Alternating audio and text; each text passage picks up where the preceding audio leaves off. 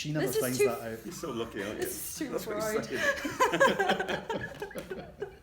Right, anyway, okay, Right, let's move on. back to business.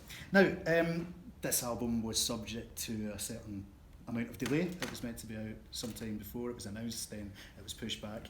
Yes. Some of the songs did already exist. I mean, I remember, the first time Left to Right galloped into my head and has never left was that wee show in Glasgow about two and a half years ago.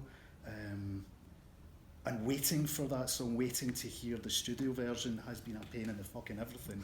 And it was everything I hoped it would be. It's everything. Sorry. Good. I'm glad though. But, well, firstly, I think it's fair to say from my perspective that the album has benefited from the delay. But secondly, we have to talk about the delay. What happened? Well, I have to try and keep this light because it's very heavy for me. My mum passed away in April, and that was the reason for the delay, and also a lot of the reason for a lot of the songs. So obviously we hadn't done the cover image or anything else at that point. We hadn't mastered it, and for a good couple of weeks I couldn't even think. Couldn't even think about trying to even think about releasing an album. It's sort of one of those moments that makes you think, do I want to release an album at all? It's really weird. But that was the reason for the delay, and it's also the reason for how the album looks and how it feels and how it sounds now. So there's a lot of my mum was ill for quite a long time, but you never think it's going to actually come to an end, obviously. So when it did, it was still a massive shock. But a lot of the songs, it's really strange when I sort of listen back to the songs now, it's like I was already trying to process my grief beforehand. So it's really strange now to listen back to those songs in hindsight and just think, oh my gosh, I just knew, it was coming at me full force, but only part of me was allowing it.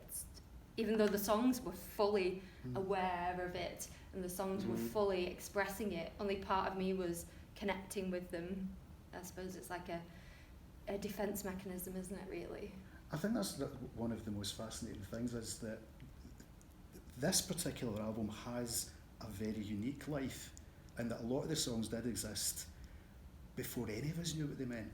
And that is, as a fan of the band and anybody who's followed this story, that is only this band could exist like that. It's fascinating in that, but also the sheer kind of, and I hate the word ethereal, but ethereal kind of eternal spiritual understanding of that we never really didn't exist, we will always exist, we never stop, and those songs knew that before we did, and that's fascinating, isn't it? It is. I'm so glad you pick up on that. Yeah. I think, yes, exactly like you said, before we even know it, before we know what it's about, like Enika, when I listen to the lyrics now, I think, I don't even know how they were written. I just remember crying a lot over that song, a lot. We were in a church in Germany, and we were sobbing about it. Even you were sobbing about it for 2 days. And it was like, I've never had that reaction. And now I know, obviously, it was the saying goodbye to my mum song. But at the time I couldn't, even though I knew that bit, but because it hadn't happened.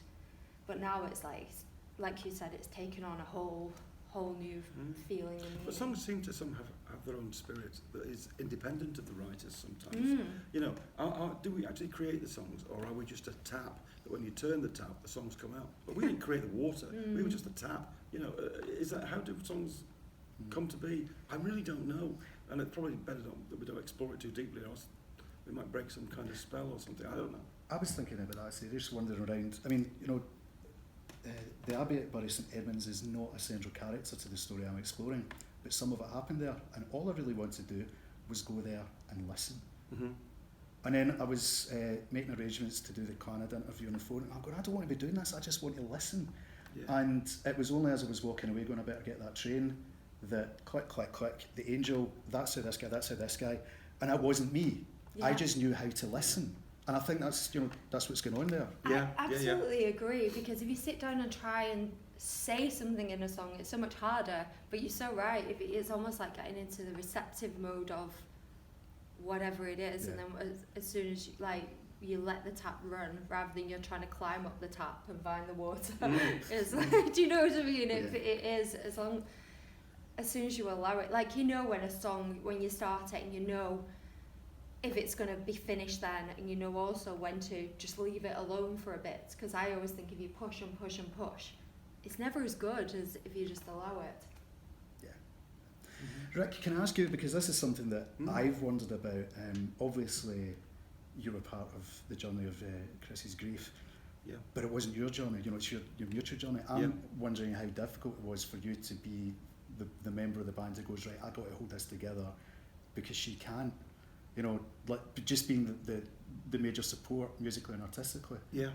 Were you aware of that? Was it difficult? Was it something that involved a subtle change of approach to doing what you did? It was and it wasn't, and it still is and it still isn't, because it's not over yet. By any means, is it? We're still in that tunnel now.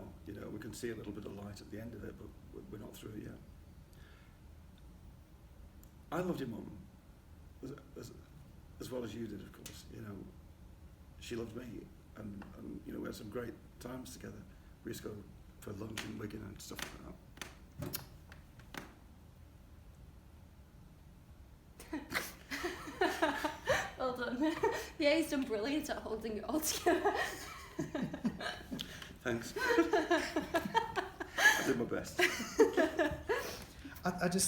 I really think you can decide after when we're looking back at this, but I think it's important for the kind of people who are going to watch this to understand this depth. I think it's a major part of understanding why the band is what it is, and that's what people want to know. They go, we want to know, how the fuck did that get me so deep? What is it about? And the fact that you guys don't necessarily know, but you treat it with respect, is exactly what people probably want to know, even if they don't realise that. So well, we can't conquer it, can we? You can't conquer things like emotion and grief.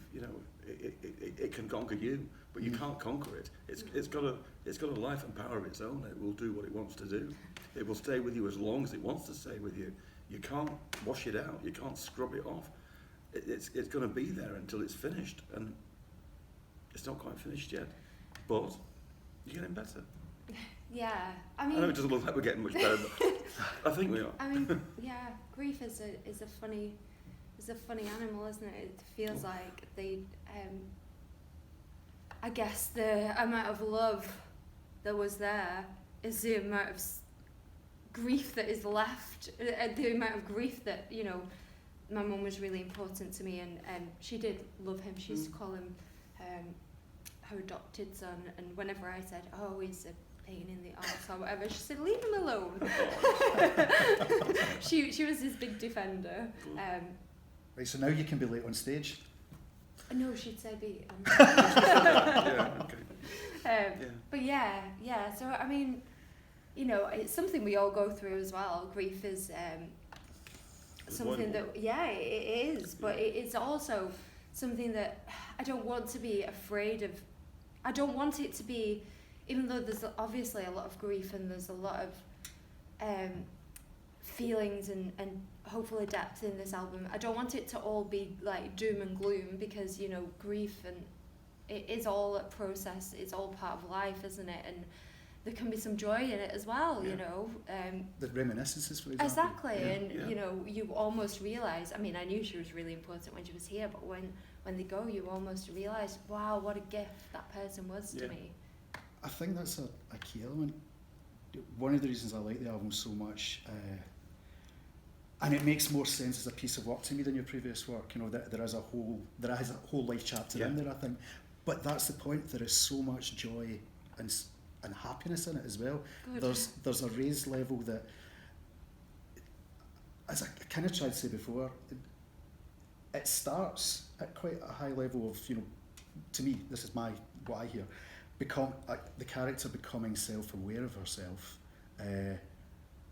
then paying a price for the self-awareness, like the price is pain, and then getting angry that the price has to be paid, and then having paid it, realises she's better, stronger, and it was worth the pain. It's all in there. To me, see, you know what we're saying before about the songs knowing ahead of you do? The songs are already out of the tunnel that you guys are still in. I'm absolutely certain of that. Yeah. I think it's a really perceptive thing that you're saying. I very. think that's great. I'm glad you said it, because that helps actually.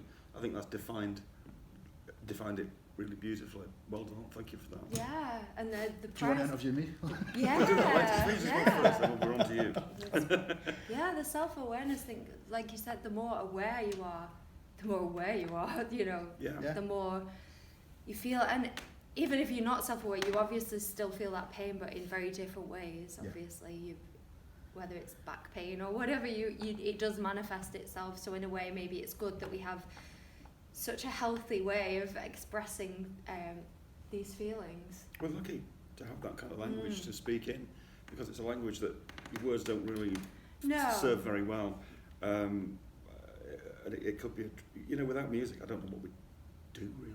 I think that's specific to how you guys let the music work you. You know, I think this album is going to stand the test of time in many ways, but specifically for you guys, because, well, I have to make this a question, sorry. I think your lives would be different, and the last year of your lives would be different if you hadn't done what you'd already done with the previous work. Do you think so? Yeah. What are your hopes for the album now? Out there? I hope people will understand it and get something out of it and use it as a kind of a mirror, and maybe think there's something in there, or something in a lyric, or in a feeling of a certain combination of notes or something that makes them feel, yeah, I remember that moment in my life as well, or I remember feeling that way myself when that happened, or whatever. There's certain things in music that almost crush me. There's three notes. I'm always going back to this piece of music as one of my favourite things. In a piece of music by Goretzky, that everyone knows them because it's been used so many times on films, but those three notes just break me up. And if we could do something as anywhere near as powerful as that with some of the things that we've got on the album, I'll be over the moon. Over the moon.